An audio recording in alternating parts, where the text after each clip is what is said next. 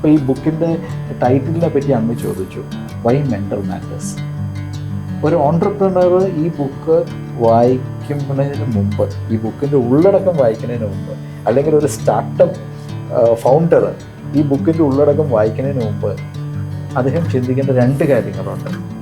പരാജയപ്പെട്ടു പോണ ഒരു ബിസിനസ്സുകളുടെ ഒരു കോമൺ പാറ്റേൺ എടുത്തു കഴിഞ്ഞാൽ വളരെ ഇൻട്രസ്റ്റിംഗ് ആയിട്ടുള്ള ഒബ്സർവേഷൻസ് ഉണ്ട്.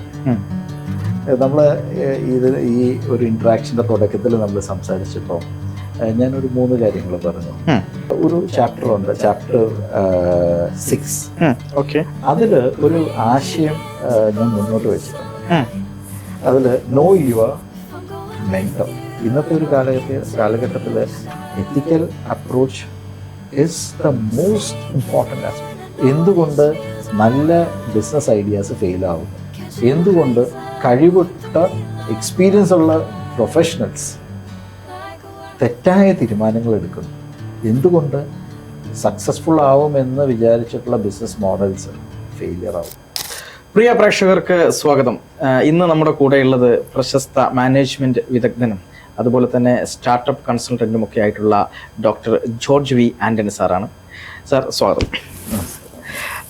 സാർ, വൈ മെൻറ്റർ മാറ്റേഴ്സ്, ഈ വൈ മെൻറ്റർ മാറ്റേഴ്സ് എന്ന് പറയുന്ന ഈ ഒരു പുസ്തകം ഞാൻ വായിച്ച സമയത്ത് ഒരുപാട് സംശയങ്ങൾക്കുള്ള ഒരു മറുപടി ഇതിലുണ്ടായിരുന്നു, ഒരു ക്ലാരിഫിക്കേഷൻ ഉണ്ടായിരുന്നു. പലപ്പോഴും നമ്മളൊക്കെ കരുതിയിട്ടുള്ളത്, അല്ലെങ്കിൽ ഞാനൊക്കെ പേഴ്സണലായിട്ട് കരുതിയിട്ടുള്ളത്, ഒരു മെൻറ്ററെ തിരഞ്ഞെടുക്കുക എന്ന് പറയുന്നത് ഇതിൽ പരിചയമുള്ള ഒരാൾ, ആ പരിചയമുള്ള ഒരാളോട് നമ്മൾ ഉപദേശങ്ങളും നിർദ്ദേശങ്ങളും ഒക്കെ ചോദിക്കുന്നു, നമ്മൾ നമ്മുടെ രീതിയിൽ അത് ചെയ്തു പോകുന്നു എന്നൊക്കെയായിരുന്നു എൻ്റെ ഒരു ധാരണ ഉണ്ടായിരുന്നത്. പക്ഷെ ഒരു മെൻറ്റർ അങ്ങനെയല്ല. മാത്രമല്ല, എന്തുകൊണ്ടൊരു മെൻറ്ററെ നമ്മൾ നിർബന്ധമായും ഒരു ഓപ്പർച്യൂണിറ്റി വരുമ്പോൾ, അല്ലെങ്കിൽ ഒരു ബിസിനസ് വരുമ്പോൾ, അല്ലെങ്കിൽ നമ്മൾ എന്തെങ്കിലും ഒരു സ്ഥാപനം തുടങ്ങുന്ന സമയത്ത് നമ്മൾ വെക്കണം, ഉപദേശങ്ങൾ തേടണം എന്നൊക്കെയുള്ളതിൻ്റെ കൃത്യമായൊരു കൃത്യമായ നിർദ്ദേശം ഇതിൽ സാർ പറയുന്നുണ്ട്. എന്തുകൊണ്ട് സാറിൻ്റെ ഈ വൈ മെൻറ്റർ മാറ്റേഴ്സ് എന്ന് പറയുന്ന ഈ ഒരു പുസ്തകം ജനങ്ങൾ വായിക്കണമെന്നാണ് സാറ് കരുതുന്നത്? വൈ മെൻറ്റർ മാറ്റേഴ്സ് എന്ന് പറഞ്ഞ ഈ ബുക്ക്, ഈ ടൈറ്റില് ഡിസൈഡ് ചെയ്യുമ്പോൾ തന്നെ അതിന് ഒരു 3-4 വർഷത്തെ പഴക്കമുള്ള ഒരു ഇൻസിഡന്റ് ഉണ്ട്. ഏകദേശം ഒരു 4 വർഷങ്ങൾക്ക് മുമ്പ്, എനിക്ക് തോന്നുന്നു 2022 തോന്നുന്നു, ഇൻസ്റ്റിറ്റ്യൂട്ട് ഓഫ് ഡയറക്ടേഴ്സ് അവരുടെ വളരെ പ്രസിദ്ധമായിട്ടുള്ള ഒരു ഡയറക്ടർ ടുഡേ എന്ന് പറഞ്ഞ ഒരു ഇന്റർനാഷണലി സർക്കുലേഷൻ ഉള്ള ഒരു ജേർണലുണ്ട്. ഓക്കെ. അപ്പോൾ ആ ഒരു ജേർണലിൽ ഒരു ആർട്ടിക്കിള് എഴുതുവാനായിട്ടുള്ള ഒരു അവസരം വന്നപ്പോൾ എന്നോട് സജസ്റ്റ് ചെയ്തൊരു ടോപ്പിക്കായിരുന്നു സ്റ്റാർട്ടപ്പിനെ പറ്റി എഴുതാൻ. അപ്പോൾ ഞാൻ അതിനെപ്പറ്റി ഒരു ചെറിയ റിസർച്ച് നടത്തി കഴിഞ്ഞപ്പോൾ ഞാൻ അതിലൊരു ടൈറ്റിൽ തന്നു, വൈ സ്റ്റാർട്ടപ്സ് ഫെയിൽ എന്നുള്ള ഒരു കാര്യമാണ്. അതിന് ഒരു റീസൺ ഉണ്ട്. ഒരു 70 to 90% സ്റ്റാർട്ടപ്സും അല്ലെങ്കിൽ മിഡ് സൈസ് കമ്പനീസാണ് ഒരു 3 അല്ലെങ്കിൽ 5 വർഷത്തിനപ്പുറം മുമ്പോട്ട് പോകുന്നില്ല. വളരെ വേദനാജനകമായ ഒരു കാര്യമാണ്. അതെ. അപ്പം അതിൻ്റെ ഒരു റീസണിലേക്ക് ഞാൻ തിരിഞ്ഞു നോക്കി, ആരെയാണ് ഈ സ്റ്റാർട്ടപ്സ് തുടങ്ങുന്നത്. അങ്ങനെയുള്ള ആ ഒരു ഏജ് ഗ്രൂപ്പ്, വേരിയസ് ഏജ് ഗ്രൂപ്പിലുള്ള സംരംഭകരുണ്ട്. പക്ഷെ ഇവരിലൊക്കെ ഒരു ഹോമോജിനിറ്റി ഞാൻ കണ്ടു. അത് ശ്രദ്ധിച്ച് നോക്കുമ്പം ഞാൻ അനലൈസ് ചെയ്ത ഒരു 3-4 ഫാക്ടേഴ്സ് ഉണ്ട്. അതിൽ വളരെ പ്രോമിനൻ്റ് ആയിട്ടുള്ള കാര്യം, why good ideas go bad, why prominent entrepreneurs take wrong decisions, why good business models fail. ഞാൻ ഇത് അനലൈസ് ചെയ്തപ്പോൾ എനിക്ക് മനസ്സിലായ ഒരു കാര്യം എന്ന് പറഞ്ഞാൽ, ഫണ്ടിങ്ങോ അല്ലെങ്കിൽ ഫണ്ട് കിട്ടാത്ത കാര്യമോ അല്ലെങ്കിൽ ടെക്നോളജിയോ റിലേറ്റഡ് ആയിട്ടുള്ള കാര്യങ്ങളല്ല. നമ്മൾ ഇതിൽ കോമൺ ആയിട്ട് കാണുന്ന ഒരു കാര്യം എന്ന് പറഞ്ഞാൽ ലാക്ക് ഓഫ് അവെയർനെസ് ആണ്. lack of awareness about their own organization, അല്ലെങ്കിൽ lack of awareness about the environment. തീർച്ചയായിട്ടും. അപ്പം അങ്ങനത്തെ ഒരു സാഹചര്യം ഇല്ലാതാക്കണമെങ്കിൽ തീർച്ചയായിട്ടും അവർക്ക് അതിനെ സപ്പോർട്ട് ചെയ്യുന്ന ഒരു ഫംഗ്ഷൻ വേണം. ഒരുപക്ഷെ നമ്മൾ ഒരു ഓണ്ടർപ്രണറിനോട് ഇതെല്ലാ കാര്യങ്ങളും പഠിച്ച് മനസ്സിലാക്കി ബിസിനസ് ചെയ്യണമെന്ന് പറഞ്ഞു കഴിഞ്ഞാൽ അത് പ്രാവർത്തികമായിട്ടൊരു കാര്യമല്ല.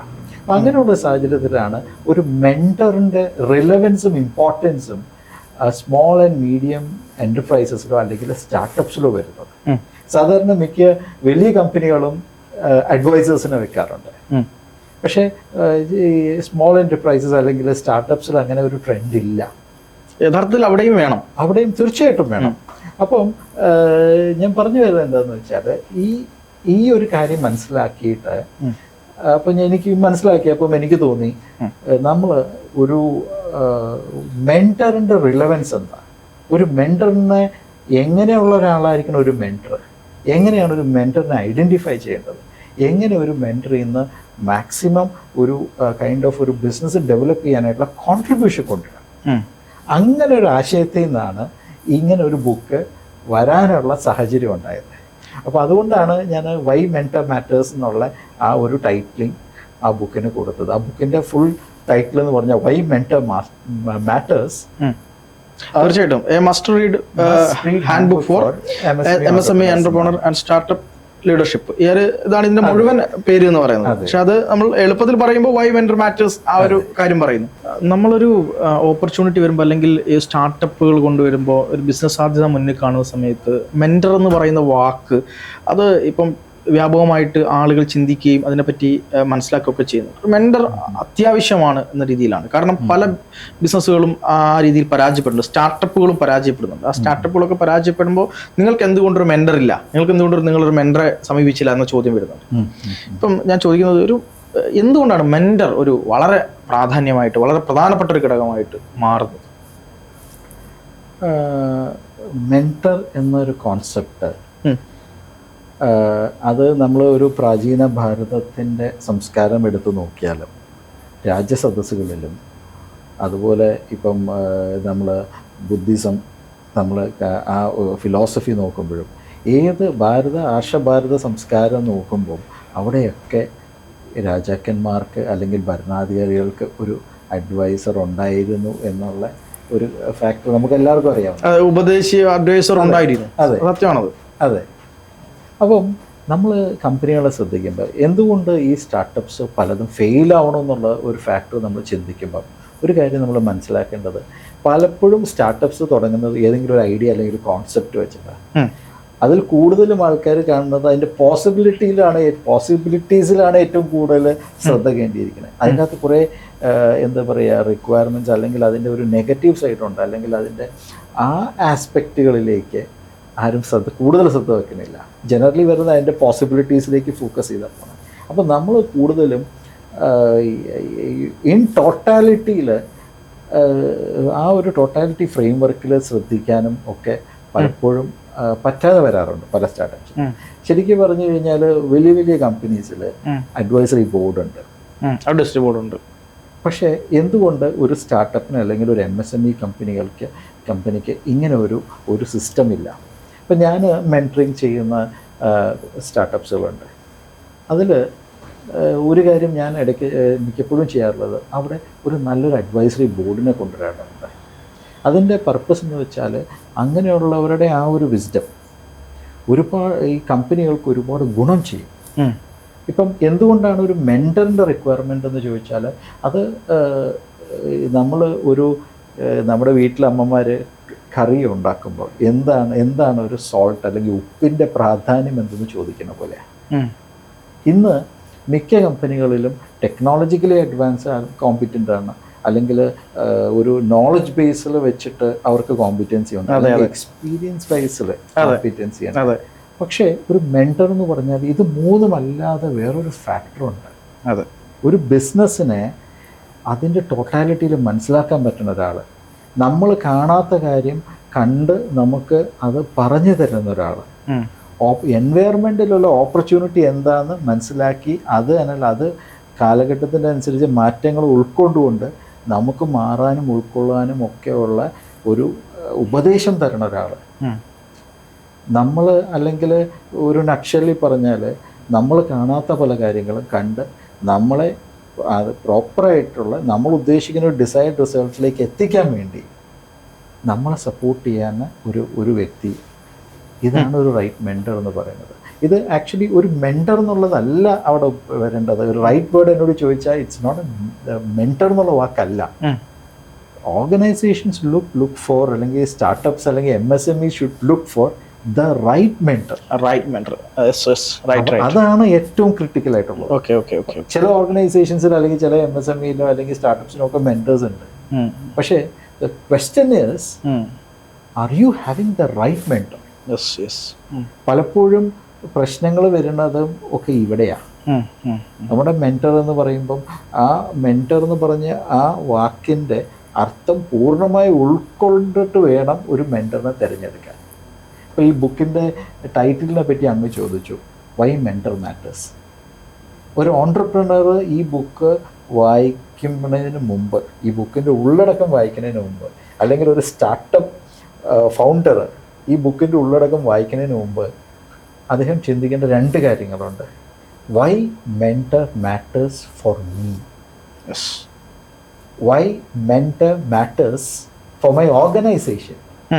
ഈ രണ്ട് ചോദ്യത്തിനും ഉത്തരം എനിക്കുണ്ടെങ്കിൽ മാത്രമേ, അല്ലെങ്കിൽ ആ ചോദ്യങ്ങൾക്ക്, ഈ രണ്ട് ചോദ്യങ്ങളുടെയും ക്ലാരിറ്റി എനിക്കുണ്ടെങ്കിലേ ഈ ബുക്ക് വായിക്കുമ്പോൾ നമുക്ക് പ്രയോജനം ചെയ്യുള്ളൂ. അല്ലെങ്കിൽ ഒരു മെന്ററിനെ നമ്മൾ നമ്മുടെ ഓർഗനൈസേഷനിൽ കൊണ്ടുവന്നു കഴിഞ്ഞാൽ നമ്മൾ ഉദ്ദേശിക്കുന്ന രീതിയിലുള്ള ആ ഒരു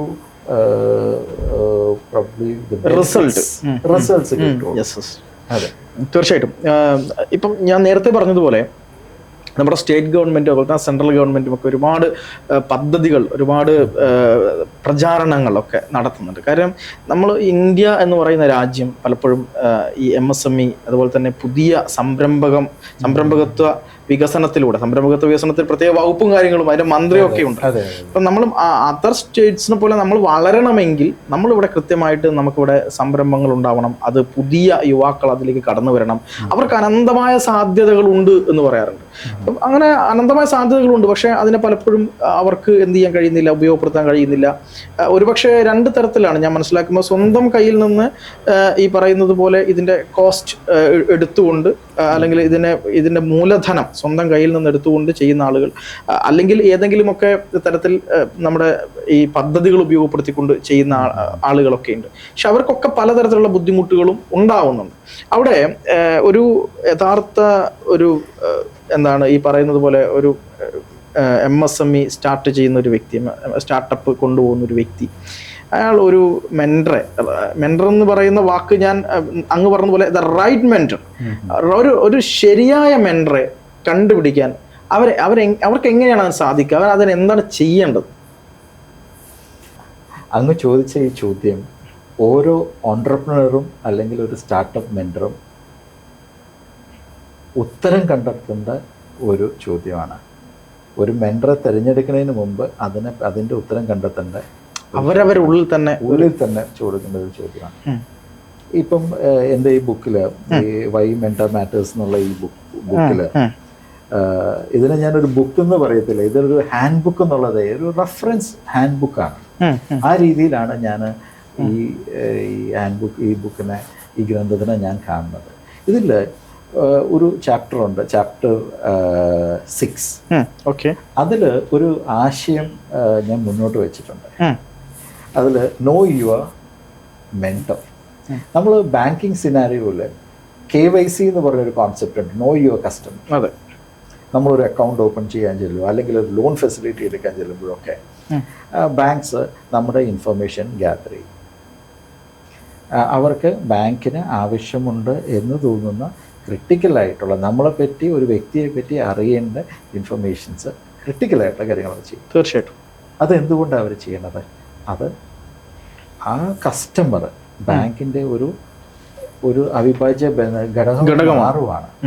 ആ ഒരു ആസ്പെക്റ്റ് കൊണ്ടാണ് ആ ഫാമിലിയിലേക്ക് വരിക. അത് കറക്റ്റ്. അപ്പം അതുപോലെയാണ് ഒരു മെന്ററിനെ ഒരു ഓർഗനൈസേഷനിലേക്ക്, ഒരു സ്റ്റാർട്ടപ്പിലേക്കോ ഒരു SMEയിലേക്കോ തിരഞ്ഞെടുക്കുമ്പോൾ.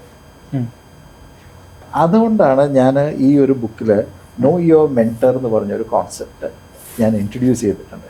വളരെ ഇൻട്രസ്റ്റിംഗ് ആയിട്ടുള്ളൊരു കാര്യം. അതൊരു 12 പോയിന്റ്സ് ആണ്. 12 കാര്യങ്ങളാണ് ആ ഒരു സ്റ്റാർട്ടപ്പ് ഫൗണ്ടറോ അല്ലെങ്കിൽ ഒരു MSME ഓൺട്രപ്രണറോ ശ്രദ്ധിച്ചാൽ തീർച്ചയായിട്ടും അവർക്കൊരു നല്ല മെന്ററെ കിട്ടാൻ പറ്റും.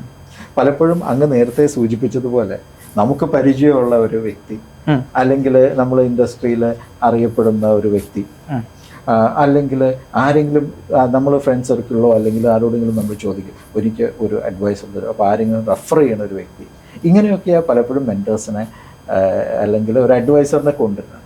പക്ഷെ അതിൽ നിന്നൊക്കെ മാറിപ്പോകേണ്ട കാലം അതിക്രമിച്ചിട്ടുണ്ട്.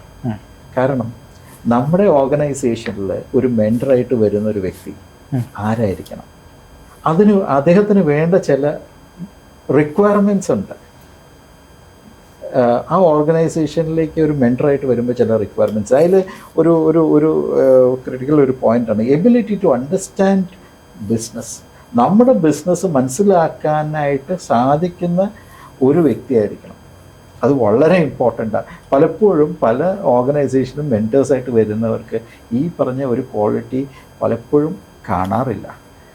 സാർ അത് കാണാറില്ലെന്ന് മാത്രമല്ല, ചിലപ്പോഴൊക്കെ അവരതിനെ നിരുത്സാഹപ്പെടുന്നു കാണാറുണ്ട്. അതായത് ഇത് ചെയ്തിട്ട് കാര്യമില്ല.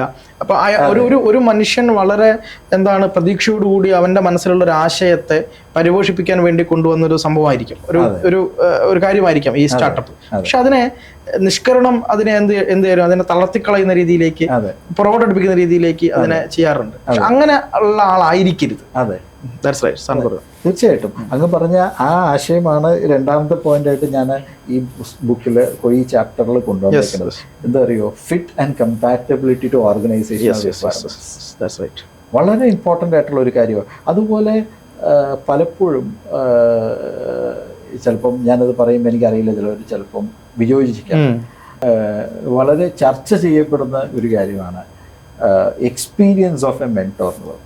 ഇപ്പൊ എന്നെ സംബന്ധിച്ച് ഞാൻ 30 വർഷം ഇൻഡസ്ട്രിയിൽ എക്സ്പീരിയൻസ് ഉള്ളതാണ്.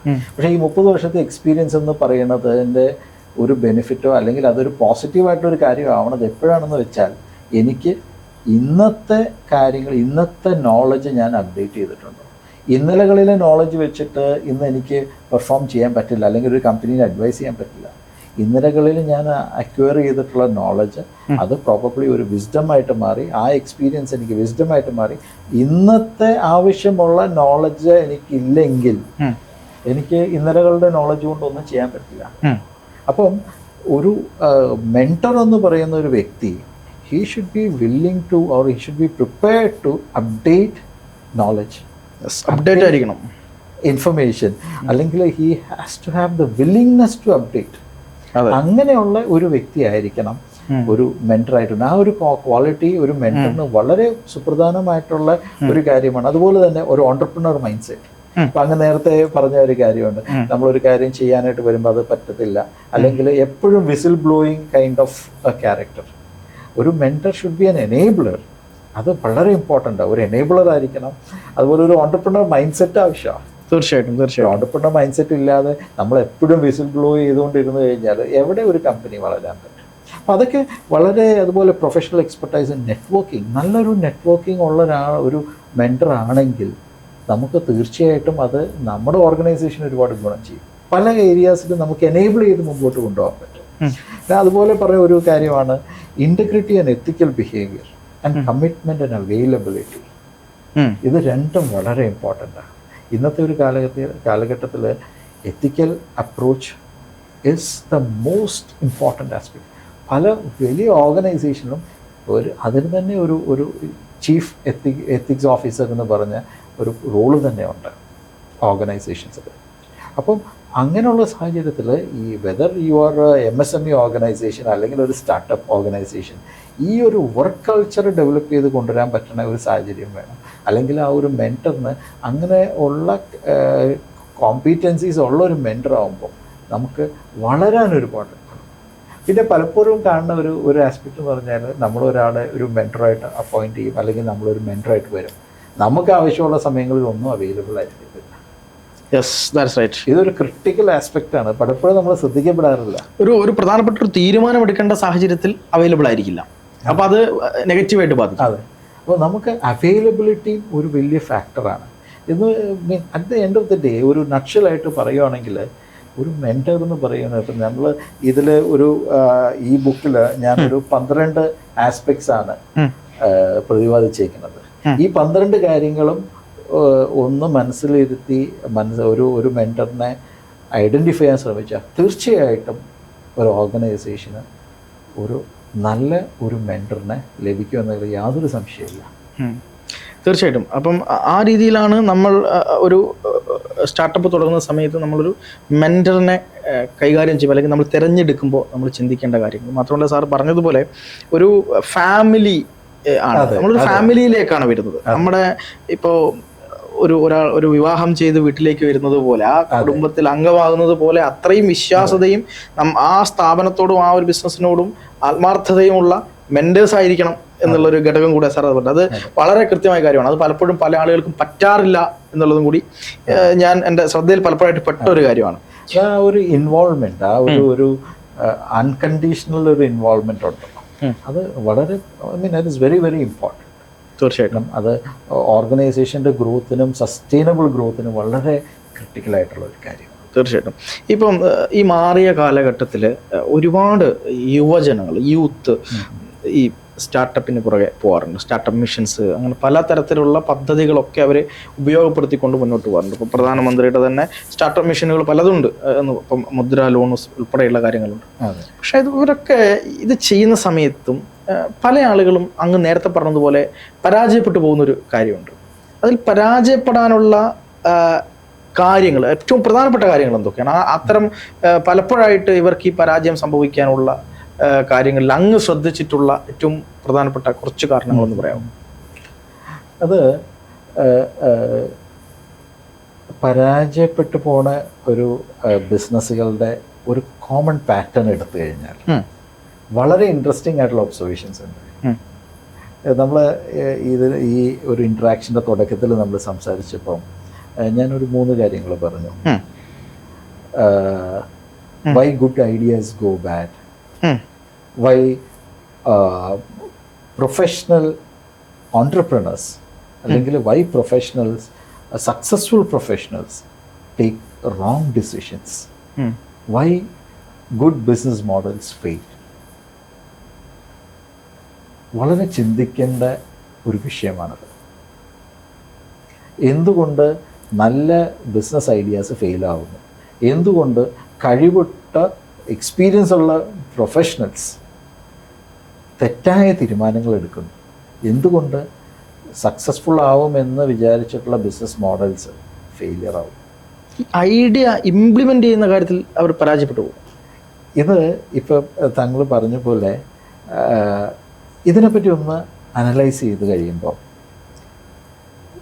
പലപ്പോഴും ഒരു ബിസിനസ് തുടങ്ങുമ്പം ആൾക്കാർ, അല്ലെങ്കിൽ പലപ്പോഴും ഒരു ബിസിനസ് തുടങ്ങുമ്പോൾ ഒരു ഓൺട്രപ്രണേഴ്സ് അല്ലെങ്കിൽ സ്റ്റാർട്ടപ്പ് ഫൗണ്ടേഴ്സ് വളരെ പോസിറ്റീവായിട്ട് അതിൻ്റെ പോസിറ്റീവ് ആസ്പെക്ട്സുകൾ മാത്രമാണ് കൺസിഡർ ചെയ്യാറുള്ളത് ജനറലി.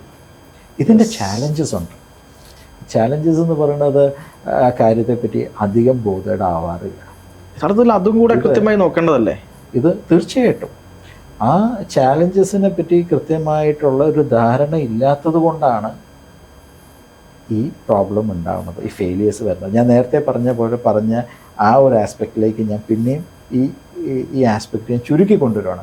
Lack of awareness. ഈ ലാക്ക് ഓഫ് അവയർനെസ് എന്ന് പറയുമ്പോൾ അതൊരു വലിയ ബ്രോഡർ ടേം. ചെറിയ ഒരു വാക്കാണെങ്കിലും 3 വേർഡുകളുടെ ഒരു വേർഡ്സിൻ്റെ ഒരു സ്റ്റേറ്റ്മെൻ്റ് ആണെങ്കിലും അതിന് ഒരുപാട് അർത്ഥങ്ങളുണ്ട്, പല ഡയമെൻഷൻസിൽ, പല ഡയമെൻഷൻസിൽ.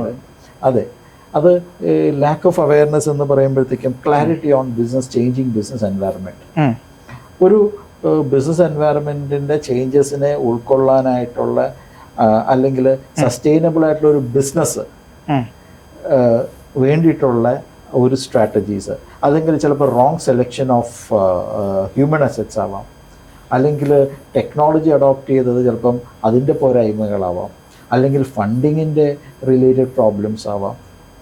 ഇങ്ങനെയുള്ള ഒരുപാട് ഇഷ്യൂസ് ഈ പറഞ്ഞ ആസ്പെക്റ്റുകൾ ഈ ഫെയിലിയർ ആവാനായിട്ടുള്ള സാഹചര്യങ്ങൾ ഉണ്ടാക്കുന്നുണ്ട്. Even A wrong selection of A mentor ആവാം, അല്ലെങ്കിൽ ഒരു മെൻറ്ററെ സെലക്ട് ചെയ്യാനായിട്ടുള്ള ഒരു കോമ്പീറ്റൻസി ഒരു സ്റ്റാർട്ടപ്പ് ഫൗണ്ടറിനോ അല്ലെങ്കിൽ ഒരു മെൻറ്ററിനെ പ്രോപ്പറായിട്ടുള്ളൊരു മെൻറ്ററിനെ സെലക്ട് ചെയ്യാൻ പറ്റാത്തൊരു കൊണ്ടാവാം ഈ പറഞ്ഞ ഫെയിലിയേഴ്സ് ഉണ്ടാവുന്നത്. യെസ്, തീർച്ചയായിട്ടും. അപ്പം ഈ നമ്മൾ ഇതിനെ ഒന്ന് ചുരുക്കി പറഞ്ഞു കഴിഞ്ഞാൽ വളരെ കൃത്യമായി ഒരു പുതിയൊരു സ്റ്റാർട്ടപ്പ് തുടങ്ങുന്ന വ്യക്തിക്ക് മുന്നിൽ ഒരുപാട് വെല്ലുവിളികളുണ്ട്. ഇപ്പം പോസിറ്റീവായിട്ടുള്ള കാര്യങ്ങളെ കുറിച്ച് ഇപ്പം ഈ ഒരു സ്റ്റാർട്ടപ്പ് സ്റ്റാർട്ട് ചെയ്യുമ്പോൾ നമ്മൾ ഇത്ര പണം മുടക്കേണ്ടി വരും, അതിന് ഇത്ര സമയം കഴിയുമ്പോഴേക്കും ഇത്ര ലാഭം കിട്ടും, നമ്മൾ അതിനെ ഇന്ന രീതിയിൽ കൈകാര്യം ചെയ്യാം, അങ്ങനെയൊക്കെയുള്ള പോസിറ്റീവ് തിങ്ക് അവർക്കുണ്ടാവും, ഒരു ചിന്തയുണ്ടാവും, പ്ലാൻ ഉണ്ടാവും. പക്ഷെ അങ്ങ് പറഞ്ഞതുപോലെ മറുഭാഗത്ത് ഇതിനെ എന്തൊക്കെ ചാലഞ്ചസ് ഉണ്ട് എന്ന് അവർ ചിന്തിക്കില്ല. അപ്പോൾ ഒരു ചാലഞ്ച് വരുന്ന സമയത്ത് അവർ ബുദ്ധിമുട്ടി പോവുകയും അതിനെ മറികടക്കാൻ പ്രയാസം വരികയും ചെയ്യുന്നു. പക്ഷെ ഒരു നല്ല മെന്റർ ആണെങ്കിൽ, ഒരു റൈറ്റ് മെന്റർ ആണെങ്കിൽ ആ ചാലഞ്ചുകളും അവരെ ബോധ്യപ്പെടുത്താൻ ശ്രമിക്കും. അതിനെ എങ്ങനെ മറികടക്കാനുള്ള രീതി അല്ലെങ്കിൽ അതും കൂടെ അവർക്ക് പറഞ്ഞു കൊടുക്കപ്പെടും അല്ലേ? തീർച്ചയായിട്ടും.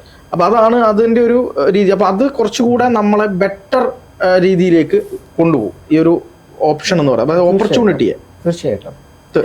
പലപ്പോഴും സംഭവിക്കുന്നത് എന്താ വെച്ചാൽ നമ്മൾ ഒരു ക്രിട്ടിക്കലായിട്ടുള്ള ആസ്പെക്റ്റുകളിൽ നമ്മൾ തെറ്റായ ഡിസിഷൻസ് എടുക്കുന്നു. ആ ഡിസിഷനിൽ നിന്ന് തിരിച്ച് റിവോക്ക് ചെയ്ത് വരാനായിട്ടുള്ള ഒരു സൈലൻസും അതൊക്കെയാണ് ഇതിൻ്റെ അകത്തുള്ള എടുക്കുന്ന സമയം. അല്ലെങ്കിൽ ഒരു റോങ് ടെക്നോളജി കൊണ്ടുവന്നു, അല്ലെങ്കിൽ എന്താ പറയുക കോസ്റ്റ് ഫാക്ടർ. നമ്മളൊരു ഒരു ഒരു ഓർഗനൈസേഷൻ സ്റ്റാർട്ട് ചെയ്തു, എനിക്കറിയാം ഒരു കമ്പനി നല്ല ആശയത്തോടെ ഒരു വളരെ നോവൽ ഐഡിയയോട് തുടങ്ങിയ ഒരു സ്ഥാപനമാണ്. കോൺസെപ്റ്റ് വാസ് റൈസ് ആൻഡ് അത് ഇന്ന് പ്രോബബ്ലി ഇന്ത്യയിലെ ഒരു വളരെ നല്ലൊരു കമ്പനിയായിട്ട്, അതിൽ അറിയപ്പെടുന്ന ഒരു കമ്പനിയായിട്ട് വളരേണ്ടതായിരുന്നു. പക്ഷേ അവിടെ ഉണ്ടായ പ്രശ്നം എന്ന് വെച്ചാൽ ഹ്യൂമൻ ഇഷ്യൂസ് ആയിരുന്നു. അവിടെ ഒരു പ്രോപ്പർ സിസ്റ്റം ഉണ്ടായിരുന്നില്ല, ഒരു ഓർഗനൈസേഷൻ സ്ട്രക്ചർ ഉണ്ടായിരുന്നില്ല. അപ്പം എന്ത് സംഭവിച്ചു എന്ന് വെച്ച് കഴിഞ്ഞാൽ അവിടെ ആർക്ക് റിപ്പോർട്ട് ചെയ്യണം, എല്ലാവരും എന്താ പറയുക, ആ ഒരു സ്ട്രക്ചർ ഇല്ലാണ്ട് വന്നപ്പം ആർക്കും ഒരു അക്കൗണ്ടബിലിറ്റി ഇല്ല. അപ്പം ഇത് ആക്ച്വലി ഇങ്ങനെയുള്ള കാര്യങ്ങൾ അപ്പം ജനറലി ചോദിക്കും, ഇതൊരു സ്റ്റാർട്ടപ്പ് അല്ലേ, അപ്പോൾ ഇവിടെ അങ്ങനെയല്ല, ഇവിടെ എല്ലാവരും ഒരുപോലെയാണ്. അങ്ങനെയല്ല. ഒരു ഓർഗനൈസേഷൻ ഒരു ഡിസിപ്ലിൻ സ്ട്രക്ചർ വേണം. അപ്പം അങ്ങനെ ഒരു ചെറിയ ഈവൻ ഒരു 5 എംപ്ലോയീസ് ഉള്ള കമ്പനി ആണെങ്കിൽ പോലും അതിനൊരു ഡിസിപ്ലിൻ സ്ട്രക്ചർ വേണം. അങ്ങനെ ഇല്ലാത്ത ഒരു സാഹചര്യം കൊണ്ട് മാത്രം ഒരു super concept, I would say, അത് എനിക്കിപ്പം ഈ ഇങ്ങനെ ഒരു പോഡ്കാസ്റ്റിൽ ആ കമ്പനിയുടെ പേര് പറയാൻ പറ്റത്തില്ല, അത് ഇറ്റ് ഈസ് നോട്ട് റൈറ്റ്. പക്ഷേ അത്രയും ഒരു നല്ലൊരു കോൺസെപ്റ്റിൽ വന്ന ഒരു കമ്പനി, നല്ല ആശയം, അത് നാഷണൽ ലെവലിൽ തന്നെ ഒരുപാട് റെക്കഗ്നേഷൻസ് കിട്ടാൻ പറ്റുന്ന ഒരു ഓർഗനൈസേഷൻ, അല്ലെങ്കിൽ അത് വളരെ വലുതാവേണ്ട ഒരു ഓർഗനൈസേഷൻ, ഒരു 5-6 പേരുടെ ഹ്യൂമൻ റിലേറ്റഡ് ആയിട്ടുള്ള ആ ഒരു കാര്യങ്ങൾ മാനേജ് ചെയ്യാൻ പറ്റാത്ത ഒരു കാര്യങ്ങളുണ്ട്. ആ കമ്പനി അതോടെ ഇല്ലാതെ പോണ ഒരു സാഹചര്യമുണ്ട്.